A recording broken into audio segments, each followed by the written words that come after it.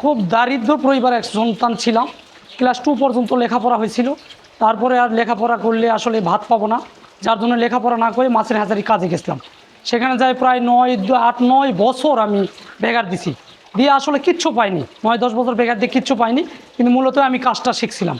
কাজটা শেখার পরে এখন আসে আবার নতুন করে ভাবলাম যে কাজ শিখে আছি যখন, এখন কি করবে, আসি আবার ওই মাছের বিজনেস, মাছের হ্যাচারি শুরু করেছি ছোট করে।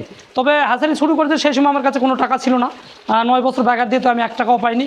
তো অবশেষে আমার ওই মহাজনটা আমাকে অত্যন্ত ভালোবাসে, অত্যন্ত সততা, অত্যন্ত মেধার জন্য আমাকে কিছু দেশি মাগুর মাছের রেণু দিয়েছিল। আর এই মাগুর মাছের রেণুটা দেওয়ার কারণে আমি একটা চাওয়া পুকুরে, মানে শরিক ভাগি চাচা ভাস্তার পুকুরে নিয়ে ওই রেণুটা ফেলার পর, রেণুটার দাম ছিল প্রায় 9,000 টাকা। তখন আমাকে 3 টাকা লাইনি, ওই 9,000 টাকায় তবিল ছিল আমার মনে করে। ওইটা নিয়েই সেই সময় 9,000 টাকা রেণুর থেকে প্রায় 2 লাখ পোনা হয়েছিল। আর এই 2 লাখ পোনা তখন আমি 2 টাকা পিস বেচেছিলাম।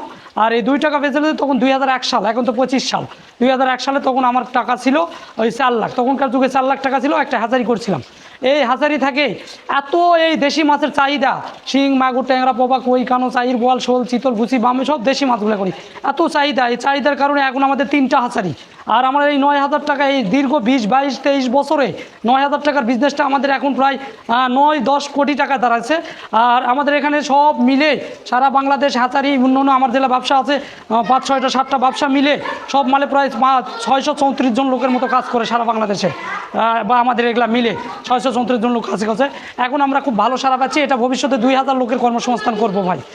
হ্যাঁ, যুবকের জন্য আমাদের অনেক বার্তা। আপনারা এই বিভিন্ন ঢাকা থেকেও যায়, ইত্যাদি ইত্যাদি, বিদেশে যায়, পড়াশোনা করে চাকরি পায় না, ওদেরকে বলবো, মানে ওই ভাইদেরকে বলবো, যুবক ভাই আপনারা ছোটো করে বিজনেস শুরু করে, আমাদের এখানে বাইরের দেশ থেকে আসে কাজ শিখে যাচ্ছে, আমাদের দেশ থেকে কাজ শিখছে, ছোটো করে বিজনেস শুরু করেন, আস্তে আস্তে ওটা একসময় বড় হয়ে যাবে।